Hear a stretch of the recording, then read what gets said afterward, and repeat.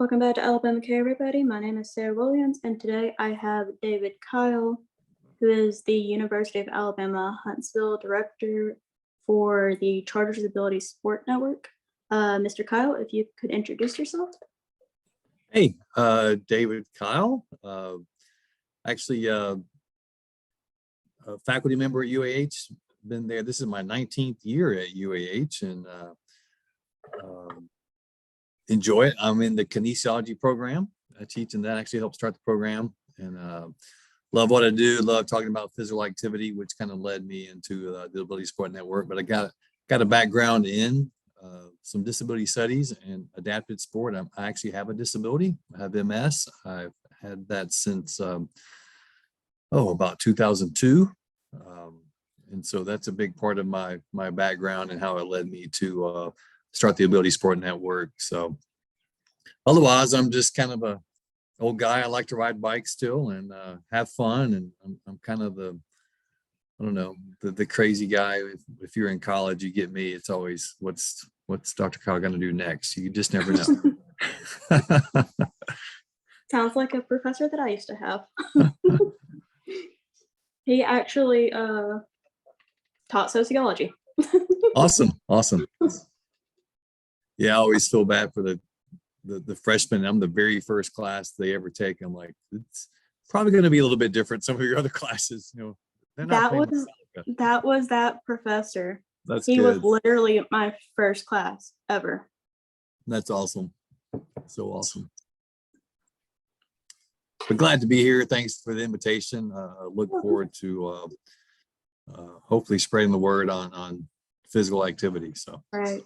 Yeah. Thank you. No, I saw this one. It actually got sent to us from another person that I interviewed, Davina Patterson. And awesome. I jumped on it because I'm also I'm in a wheelchair. Okay. I have a disability that I was born with. Okay. So, and I love sports that you can do in a wheelchair, and I don't think people realize how many you can actually do in a wheelchair. Yes, so many, so many.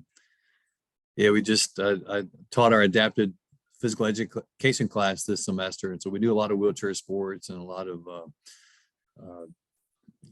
different types of adapted sports, and they get to realize how difficult and they can be, but also very fun. So right. Okay, so are you originally from Alabama? I am. I'm actually from the greater Huntsville area. Grew up kind of between Athens and Huntsville there. So yeah, which is weird in Huntsville now. Everybody's a transplant here. It's a big melting pot. So I seem to be a rare person that's actually from here. But yeah, I'm from here in North Alabama. Moved around a little bit, just out of college, but kind of landed back and enjoy being here. So. Okay, so you probably get this question a lot. Whenever someone either moves or just visits Alabama now, it's either what team are you, Auburn or Alabama? Because there's only two that you can be when you live in Alabama. Well, amazing as it may be, I'm not an American football fan. I do appreciate the athleticism, and whenever I get that question, I always go, I don't watch hockey. It's kind of a bad joke, but actually, I live on a street called Tide Lane, and the street beside me is called Auburn Drive. So my house is literally in the middle of Auburn and Alabama war because the two original owners were opposing fans. But oh no, I guess I'd have to say Alabama since I work at UAH and we're part of the UA system. So just in case an administrator sees this. I mean, I went to Auburn Montgomery, so yeah, we can agree to disagree on that one. And funny enough, Auburn and Alabama both have really good adaptive sport programs. Alabama has one of the best ones in the country, right. And Auburn has been doing theirs quite a while. And hopefully talk about them a little bit more later. We've had athletes go and play for them. So yeah. You actually gave me some more questions that we can kind of go into because I actually didn't know you had a disability. Yeah, 20 years, almost 21 years. Yeah. Oh, wow. Actually, February will be 21 years. Yeah. Oh, wow. Okay, so let's talk about a little bit about the Ability Sport Network program. So what is it and Okay. how it's been in existence and all the like background Yeah, stuff? kind of the deets there. Well, the Ability Sport Network, it's an adapted sport program, and it's really kind of a grassroots program. We focus more on Paralympic sports, so we're not trying to replicate Special Olympics and that side of things. We're really trying to do more of the Paralympic side of adapted sport. So we got some funding the first 6 years. We started in 2014, 2015, right around there. Got really big in wheelchair basketball, and we've done a lot of workshops and clinics for coaches and PE teachers and different people across the state. And so the two goals are, one is provide physical activity opportunities for people with disabilities. That was kind of the primary goal, and sport being a tool to do that. And so wheelchair basketball is the largest adaptive sport, and we had 7 or 8 young athletes, and they just fell in love with it. So we kind of focused on that for many years, wheelchair basketball, but did a lot of clinics and workshops, and just did one a couple of weeks ago at another university. So just trying to spread the word about adaptive sport and get out there. And but there's a big gap in opportunities for people with disabilities to play sport. So if you look at wheelchair basketball is the largest Paralympic sport in the world, and definitely in America. But there's only about 45 to 50 high school wheelchair basketball teams in the entire country. That's just not enough. And you realize there's 45 or 50 non-disabled basketball teams just within 20 miles of my house, probably. So there's just not enough out there. And so that was a big push of why I wanted to start this, just to provide that opportunity. And a lot of it, you get down into the statistics of disability and the mortality rate and the inactivity and the secondary risk factors with disability. A lot of them kind of come back to being inactive and just not having an opportunity to be inactive. And some of that's our environment. Parks and things aren't always inclusive or accessible, but sports definitely not super accessible. And that's the big push, is just help people with disabilities be more physically active. And it really, going back to my story, I did para triathlon. I was always active, and getting my education background is kinesiology and physical education. So after getting diagnosed with MS, I kind of tried to use triathlon as kind of a tool to kind of help me. And it really changed my life in a lot of ways. Did that for many, many years. And just being exposed to different opportunities in sports. And so that was trying to give back and just kind of, what's the word? Spread the message there, get the word out on different things. So. Yeah, I did like competitive horseback riding for like years. Awesome. Yeah. And then I was not put in a wheelchair until 2013, 2014. Also around the time that I was starting college, it was just a lot going on all at once. Yes. So, and then I found out like a few years before that you can there was actually a team called Miracle League that they did wheelchair baseball. And I grew up around baseball. My dad was a baseball coach, high school baseball coach, and he loves baseball, and which made me love baseball. Right. And but when I found out that I could play baseball in a wheelchair, that was a huge game changer. That's awesome. Yeah. And it matters, and just having those things available. And when you look at, kind of the offerings as a big whole around, I mean, Alabama's done a great job with adapted sport, believe it or not. You think of Alabama as kind of rural, but we have Alabama Auburn we've had Lakeshore Foundation to have us up here. So there's a lot of things going on in the state that's been good for people with disabilities. But when you kind of start doing research, you kind of see these hubs of activity, and they all rotate around these organizations or these cities that have opportunities. So like Chicago is a big one, Birmingham or Lakeshore. So you see the people around those communities being a lot more physically active. And so that was a big push that, hey, Huntsville's so big, and now I guess we're the biggest in the state now, but still I feel like we're a little behind, and we need to have some more opportunities there. And you still have a lot of people in the rural areas that just don't have the opportunities. But Miracle Leaf's great. We've got a couple of fields here, and it's always packed. It's a great time. Yeah, I loved it when I played. And then I started college, and it just kind of ended. Sadly, that School took my life over. that happens. Yeah. Hopefully you can kind of kick back in there. Okay, so what is your title, and then some of your responsibilities? Okay.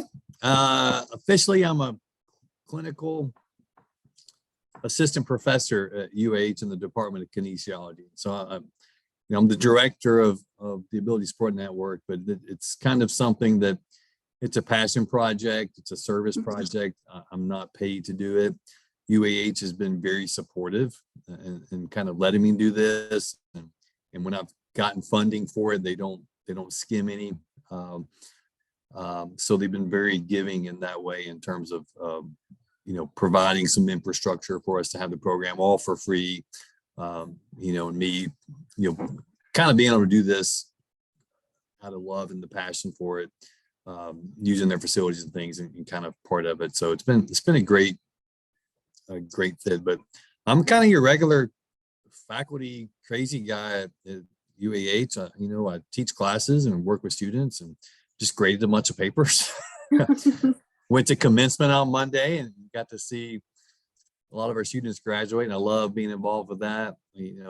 But then being on this side, on the adapted sports side, and knowing a lot of athletes with disabilities and just trying to promote and communicate and just spread the message that there's stuff out there for people with disabilities to do and to get involved with. And I always tell my students, do not have your student with disability be the manager. Put them in the game. That's right. Like, if they hear me ever say one thing, they're going to hear me say that. They're not the managers, they're the players, and we try to make it work like that. So, but anyway, so responsibilities, I don't, it's outside of my faculty. Again, I've tried to, been looking for more funding. When the pandemic hit, we kind of lost some funding and lost a lot of our athletes to aging out of the program. And just, that was a big time and for all of us, the pandemic. So we're still trying to recover from that and looking for some new funding opportunities. And hopefully we got some on the way, I hope. But trying to find some mini-me's, if you will, some people maybe we could hire and do a lot of promotion. So that's the biggest, I think, shortcoming I have, is just getting the word out that we're here and that we want to help and do things. And that's been a hard thing for me, because I'm not a big marketing media guy. I just kind of want to do the fun stuff, I guess. So. Okay. So I put on the questions, how did you hear about it? But from hearing you talk, I'm thinking you started it maybe?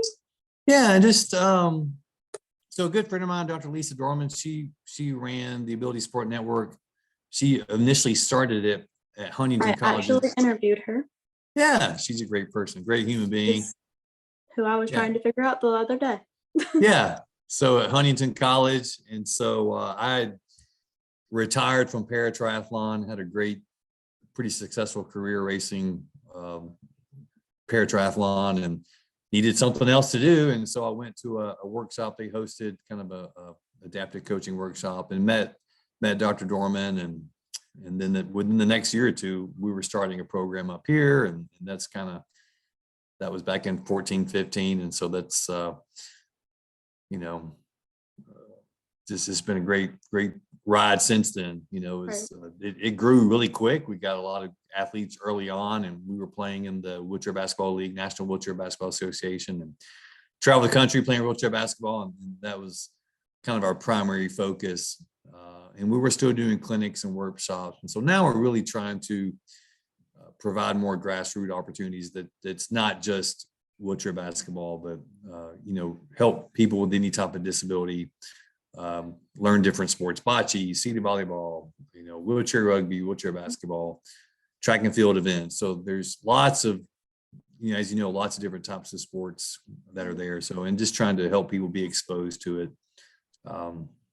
That so, and then funding is the big part. I can only do so much in my role, but trying to get volunteers and other people. And we have had great volunteers and great coaches in the program, but trying to kind of replicate myself and potentially hire someone to kind of run things and just, that way they can have time to do it. So Exactly. yeah. But anyway, I did start it, and we're still hanging in there, and it's been not quite 10 years now, I guess 7, 8 years, I kind of forget. But yeah, the pandemic was rough. We were actually loaded up going to go to Kansas for the national championship, and they canceled it like midnight. And we were all leaving at 5 a.m. the next morning. We were loaded up and had to make those phone calls to everybody. It's like, no, it's not going to happen. So yeah. Wow. Yeah, the pandemic screwed up a lot. Yeah. I've found out. Let's see. Okay, so what made you interested in wanting to do this? I'm assuming like the MS part of it, like your disability. Yeah, I wanted it's my personal story of, this is my training and my education has been in physical activity, and then, using triathlon is kind of that recovery and helping me. And then as I age, still realizing, hey, I'm not a competitive athlete, but I still want to participate and be active. And then just, again, learning about the statistics and seeing the lack of opportunities. Just, we need more sports and activities for people with disabilities and to make it happen. So that's it. Just trying to make the world a better place, which is cheesy and corny, but it's really the truth. That's what we've been trying to do. So. Okay, so as of right now, how many participants are in the program, and like what ages are allowed to be? Yeah, we were focusing for years just kind of on up to 21, but now we're wide open. We've only got about 4 or 5 right now that we're meeting with and practicing. So we're not fielding a team currently. We have some athletes playing with other teams.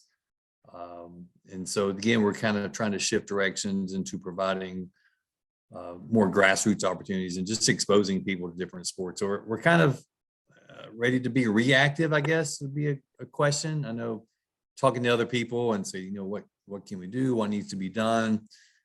Potentially doing some workshops for PE teachers and coaches, hopefully in the next year, but also trying to keep my ear to the ground. What needs to be done? What needs to happen in our community or North Alabama to what's next? So again, trying to do some being more regular and offering programs that people can just come try things out. So, sure. So kind of on a low time, I'm trying not to be discouraged, but at the same time, I still got a lot of fire in the belly to make things happen. So that's kind of where we are. So.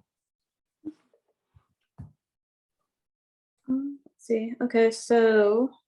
But anyway, to clarify, really at this point, any age group. So we're not strictly focused on youth. We have a lot of people, adults, they want to come and learn the sport and be a mentor, help us coach and do and participate in that way. We always welcome that. And that's always been a kind of a side goal, is that, hey, come into the program and let's, as you age, stay in it. And as the new people come in, that would be kind of a dream scenario there. So yeah, we're wide open. One of my, when I used to live in Montgomery or close to it. Yeah. And when that Miracle League started, a friend of mine actually like started that program with them and went all the way till 20, I want to say it was around 2011, 2012, Okay. but it was a while. But I think it's just kind of cool that he was one of the first Yeah, one. And that's awesome. he was basically there for everything. And paratriathlon, that's one of my claim to fame. I was one of the early ones, started in 2003, 2004, and then we got included in the Paralympics. And by that time, that was Rio. Kind of the year before that, I was like, I've had enough, because I was turning 40 at that point. Oh, It's wow. like I was racing people, younger than my own children.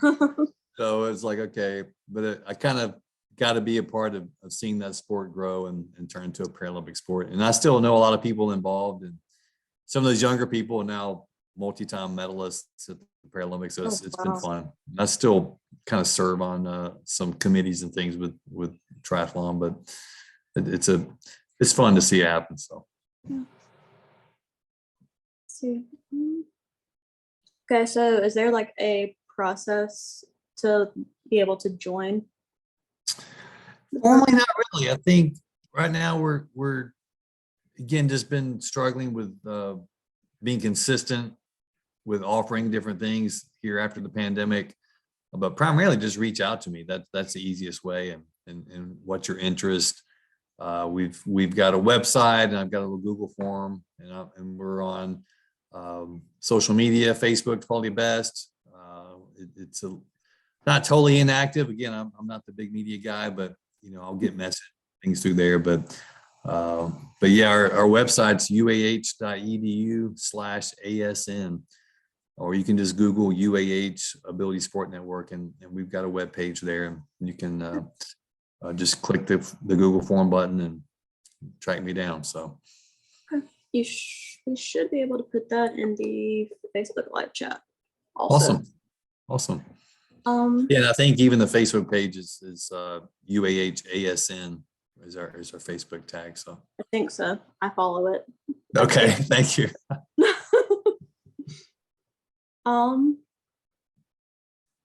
Let's see.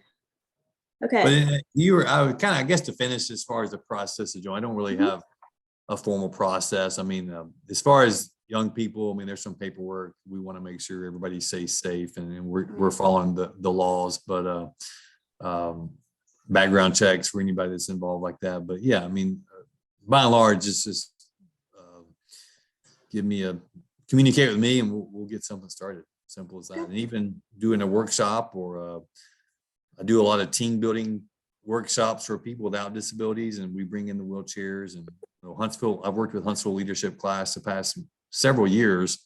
And they come and do an adapted sport day, so exposing them to adaptive sports. And so we get them in the wheelchairs and play different adaptive sports. So that's always been good to just expose people that may not know about it, even without disabilities. So open to any type of thing like that. So yeah, I'm in a wheelchair, and my mom, she broke her ankle recently, and she can't put any weight on it. So right. She's in a wheelchair right now, and she's never been in one. And I just recently moved out of my parents' house. And she texted me. I'm at my parents' house right now. But she texted me the other day, and she was like, I have a newfound respect for you. And I was like, why? What happened? And she was like, just having to deal with daily life in a wheelchair. And I'm like, well, Yeah, it's not the easiest thing.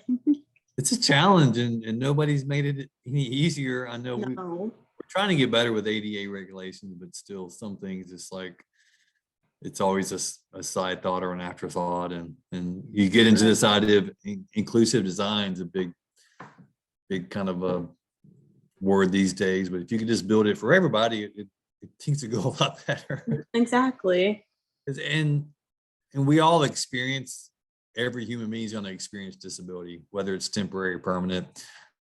So building things inclusively helps everybody, not just people with permanent disabilities. So, and cheaper to do at the beginning instead of adding it later. Right, exactly. All right, let's see. Okay, do you have any advice for someone that might be like nervous, I guess, to join the program? Yeah, that's a good question. I think that's probably a big barrier for a lot of people with disabilities. Or you hear the term wheelchair basketball, and somebody says, "Well, I'm not in a wheelchair." It's like, well, half the people in wheelchair basketball aren't in wheelchairs, except when they're playing. So there's a lot of just knowledge. People don't have the knowledge of that we're here, or knowledge of adapted sport, or there's fear, I'm going to get hurt, or those different things. So those are all pretty, I hate to say common barriers, but they are pretty big barriers I've faced. And then just knowledge that we even exist. So I've talked to people, it's like, oh, I don't want to do that. I don't use a wheelchair anymore. I'm like, yeah, but you would still have a good time. You still get exercise, but they just don't want to, it's just the terminology, they don't want to, have that thought instead of having fun and getting in shape and those types of things. So my advice is, gosh, I would say just do it, hopefully, and that's why I'm so thankful to these types of programs that you're running here, just exposing people and trying to educate the public on what's available and what's out there. And it's just, I know it's disabilities, going out, working out, playing sports, probably not the first thing people think of with disability, but it's like, you still want to live life, right? You still want to have fun and be a person, right? And go out there and have a good time. And that's what we want to show people. So I would say, come hang out, come watch. What's funny, a lot of the siblings of the athlete disabilities in our program, the siblings start playing wheelchair sports because it's so much fun. So they're not even, they don't have a disability, but I have chairs set up for them and they'll play and get involved. And they're like, is my chair here? Where's my chair? And I'm like, oh, it's right over there. I've got it for you. It's just because they see how much fun it is. So, but yeah, give it a shot. And I'm definitely willing to do one-on-ones. I've done a lot of just, without a crowd, we'll meet individually, one-on-one. We'll go to the gym or somewhere and just let you sit in the chair and try it out. I've got a lot of program chairs that we can just try out and just have some fun and see what it's like. So. Yeah, I think that's also like one of the big things about like wheelchair sports is that people don't realize that you technically don't have to be in a wheelchair in order to play. Like you don't have to bring your own wheelchair in order to play. Like right. Most and there's a lot of wheelchair sports like have wheelchairs for you. Yeah. We think of it always turn like if you're going to go to a bicycle race, you need a bicycle, but you're not on thinking all day. So that's how a lot of wheelchair sports are. And there's a lot of funding for individual chairs. Challenge Athletes Foundation is a great program. They fund almost everybody. But we have a lot of program chairs that people use. It's just it's a lot of fun, good time. But yeah, and you mentioned, if you look at me, if you saw me at the grocery store, you would not think I have a disability. I have a, what they call kind of an invisible disability. Mm-hmm. But that's the thing. I still classify as a Paralympic athlete, and I still have a disability, whether I'm using a cane or not that day, or if I'm in a chair or not. I mean, that's something. It's just disabilities don't all look the same. That's for sure. Yeah. Let's see. Okay, so I added a question to this one. Yeah. Okay, so favorite part about the whole program in general, and then do you have any stories? Favorite part of the program, you said? The program, yeah, just in general. Oh, I don't know. It's all pretty fun. I think going to the tournaments, it's kind of stressful, but at the same time, you go to these big gyms and there's say 20 teams there, and it's like they're all just like us, right? They're all playing wheelchair basketball, and you're not the only one. So that's been really awesome, especially new families. And we'll go to our first tournament, and here's their child that's one of maybe one or two people that know with disabilities, and then they go to these tournaments, and it's like, okay, this is the majority now. It's everybody's like this. And so it's just been really fun and neat to see that happen in people's lives. But also, and then I mentioned college. We've had 2 athletes go and play wheelchair basketball at Auburn. We've had one, he just started at Alabama this year. So that's exciting to see people move forward with sport. But also, I mean, in general life, I mean, not everybody's going to go play college basketball. It's the same thing for people with disabilities, but I want people to be physically active, whether you're playing at college or not. And so, you know, knowing some of the people that's gone through the program, you know, and hearing stories about them and seeing that they're, you know, working and living their life and being the best they can be, that's great. So there was a second part of the question I totally forgot already. So do you have like any stories? oh gosh. I know I'm putting you on the spot with that one. I Yeah. thought about it this morning. Oh, it's so many fun stories. And then, you know, and then also it's youth sports. So there's some of those, okay, this is kind of, you know, always some interesting things in the youth sport dynamic too, but just with people watching and different things. But what's a funny story? I think, gosh, I think I'm trying to think of the team, but I also think of my my triathlon life. I mean, back in triathlon, it's again, I was one of the few, or the only one that kind of had an invisible disability. So people, amputees and wheelchair users, and we went to this restaurant. We were in Chicago racing, and we go in this restaurant, and the only access to the restaurant was up this long stairwell. There was no elevator. And so we're like, well, what do we do? Because we had a wheelchair user. Well, the guy that was an amputee puts the wheelchair user, who was a paraplegic, put him on his back, over his back, and walked him up the stairs. And I think I carried the wheelchair up. And we didn't think anything about it. It's just how you do it. And then I think, man, that was thinking back how kind of crazy that probably looked to people, but also that wasn't, you know, is it even legal to not be able to access the restaurant? But at the end of dinner, this wheelchair user, he does the whole thing. He gets to the stairwell, flips his chair around backwards, and goes down this stair. And it's like a marble staircase. It's a pretty fancy restaurant. He goes down backwards, and those casters are so loud, it's like bam, bam, bam, bam, bam. And he was just kind of fun-loving, crazy Southern California guy, and he just goes woo the whole way down. Boom, boom, boom. And people are eating. It's just a nice restaurant, and I'm just like, I was like, are we gonna get in trouble for this? But it was like the funnest, the funnest. Just I don't know. You just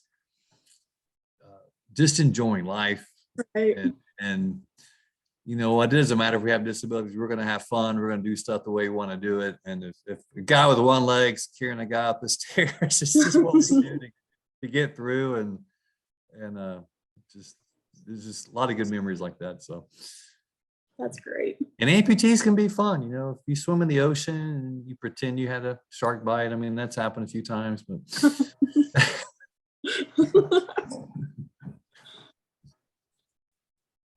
Let's see. and that's also the bigger, I mean, I hate to go philosophize, but you know, normalizing disability, you know, we're not special. We're just people. Exactly. Enjoy our life. You know, some of us need chairs or canes or whatever, but just let us have fun. Let us do what we want to do, and let us invite us to the party. We're just as fun as anybody else. So. Exactly. Yeah. Let's see. Okay, let's go back up to funding. Okay. So is there, do y'all do like events to raise money, or how do y'all So, do your funding? yeah, well, I'm right now, I've applied for a grant with the state, so I'm waiting to hear back from that. That would definitely help, and hopefully that would be something that would kind of continue on the next many years. We haven't had to do a lot of fundraising.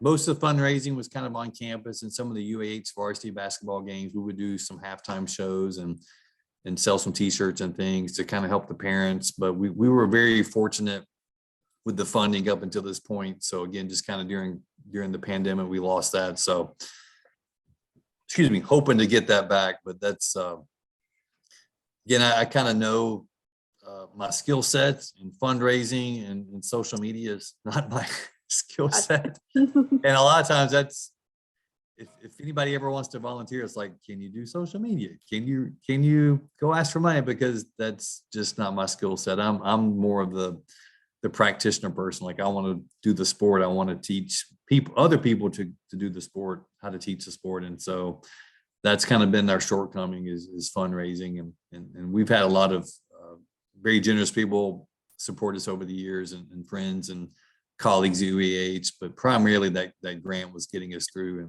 and doing fine. So hopefully we're getting back to that, and we can get a staff person or two that can help things go. So keep hoping and praying, we get to this some Right. momentum going again, and this post-COVID, we kind of get back to normal and get things going and get back in action. So can't wait. We're looking forward to it. So Let's see. Okay. One thing you have learned from being the director of the program. Can be more than one thing. oh gosh, my goodness. One thing. Oh gosh. I don't know if I could even say one thing. It's the hardest question I've ever been asked, Sarah. I come up with good ones. It's like the final exam of physics or something. It's like, this is hard. No, Oh, final exam of kinesiology. yeah. That I know I would do well on that one, but the one thing I've learned, gosh, I don't know. I kind of want to go back to just my main mission and vision. It's like people need to move more, and people with disabilities need to move more, and that's what we want to do, and do it any way you can. You think of what you learned in the program and working with people and being a coach and being a leader. I mean, those things are important. But I mean, ultimately, you narrow it down. Why am I doing this? Move more. I mean, pushing around a little bit more each day, being physically active, shadow boxing, things like that. That's physical activity. You don't have to be an elite athlete, just move more, and that improves your health. I mean, ultimately, that's why we're doing this, is trying to improve people's health and thus their life and quality of life. And so move, just keep moving. That's it. You already said this, but if you don't mind saying it again, because we had a few more people join the Facebook Live part of it. Your contact information and the website. Yeah, so it's David Kyle. I'm at UAH, the University of Alabama in Huntsville, and I'm pretty easy to find. It's a big school, but it's uah.edu/ASN. You can also Google UAH Ability Support Network. You can Google me, UAH David Kyle, and pretty easy to find on the website. And that's my email, is david.kyle@uah.edu. So if you get UAH David Kyle ASN in the search engine, you'll track us down pretty easy. Yeah. So it should be hard. We'll pop up. And so I'm on. You can Google me with triathlon, and I've got a TEDx on there and some other things, but that's back in the olden days. Had darker hair back then. I still watch TEDx's all the time. Yeah. We had I TEDx love them. Huntsville a few years ago. Yeah, and it was about disabilities and people moving more. So that was the Awesome. gist there. So, but now look forward to speaking with anybody who wants to communicate with me. Happy to help and I think also is join with other organizations. I think that's one thing I've learned is a lot of people with disabilities are staying in their own, they kind of stay in their own disability world. Sure So do. MS is its own little world, spina Yep.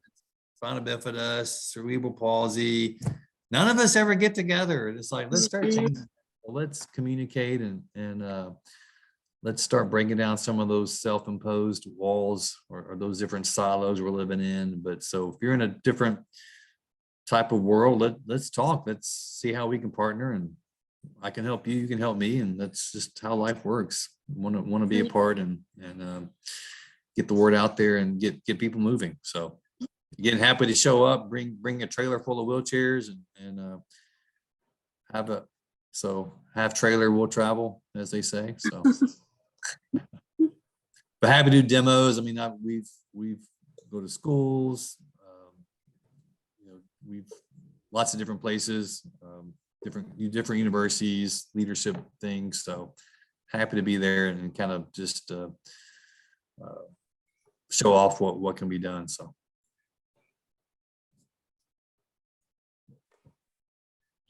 And if you're interested in a college degree at UAH in kinesiology, it's right up my alley. He's your man.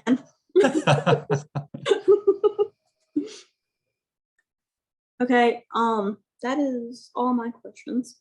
So is there anything else that you wanted to talk about or touch on? I don't think so. I mean, what's your thoughts, Sarah? Why don't you come join us one day? I know you're in Georgia, but I actually do come back to Alabama. yeah.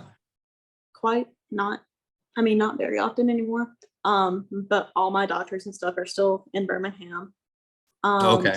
Yeah. My mom, I'm going to shout out to my mother because it pertains to her. Good. She actually started a school in Prattville, Alabama. Okay. It's for kids that have either physical, like different disabilities, or learning disabilities, or just can't like make it in public school for one reason or another. So she started that school. Awesome. She actually started it when I was still in high school. So it's been going I graduated high school in 2013. Okay. And I did my entire like high school at that school. So it's been going for quite a while. That is awesome. Well, my hat's off to her. That's a huge endeavor. Yeah. And it's awesome it's still going. It's Yeah, she had to hire like a new director of it and stuff, because we now live in Georgia, as I said. So she had to hire someone to, I guess, like take it over in person while she's here. right. Doing all like the stuff from 3 hours away. Yeah. That's a lot of work. I can't imagine. Yeah. My kudos to her. Yeah. It's amazing. That's actually probably what she's doing right now, is something for the school. Is end of the school year and all that stuff. Yeah. It's something that we hadn't mentioned. I know Huntsville has a pretty high rate of autism spectrum disorder. So as part of a group the other day, and there's a lot of need in the North Alabama Huntsville area for services for people with autism. So hopefully that's something we can get. We've done some things in the past, some basketball clinics and things for kids with autism. So hopefully that's something we can do more of and get more involved with. So I know in this area, that's kind of a huge area. And that's a little bit outside of the Paralympic world, but it's still a huge need. And we want to be responsive to that type of thing. So that's a big problem in Huntsville. We want to try to help out with that and do that. So Yeah, autistic kids are actually like kind of my passion. Awesome. Like I love them.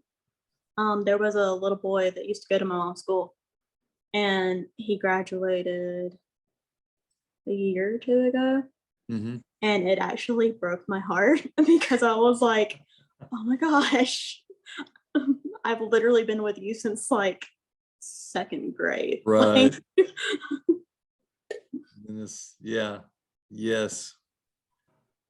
I can it, imagine. So yeah, it was so. Hearing you say that, uh, it the autism like part of it needs to also be worked on is. yeah. And it kind of goes back to that thing. Everybody's kind of in their own silo, and Mm-hmm. there's a lot of autism resources, but nobody talks with the other groups. And I think when you look at the teachers coming out, when you look at kind of disability research, people with disabilities are considered the largest minority. It's over Right. 20% of the population. So we just don't lobby together. We're all in a little group. So we're just little small groups. And if we could all, we would have the largest voice in our country if we all came together. And so that's pretty shocking to me when you realize how many of us there are out there. It's quite a lot. So we can join our voices and advocate for each other, whether it be autism or MS or any other spina bifida, CP. I mean, all those things. It's important to learn your own disability and to advocate for others, but also to in the larger world of disability coming together. So we should start something, Sarah. I don't know. We should. We should. All right, well, that was all my questions, and it doesn't look like we have any on Facebook. So, thank you for letting me interview you. Thank you. It's an honor and a Yeah. privilege, and it was fun chatting with you and meeting you. And again, anybody reach out to me, happy to have a chat and meet for lunch, or we do fried chicken Wednesdays at UAH. Come on over. I'll treat you to fried chicken, and we'll have a good lunch and talk about stuff. So, And we will have to stay in touch because I want to plan a visit. yeah, Just to see. absolutely. Sure. Let's plan it. Okay. Yeah, sounds good. All right. Well, thanks again. It's been fun. You're welcome. All right, everybody. I'll see you in my next broadcast.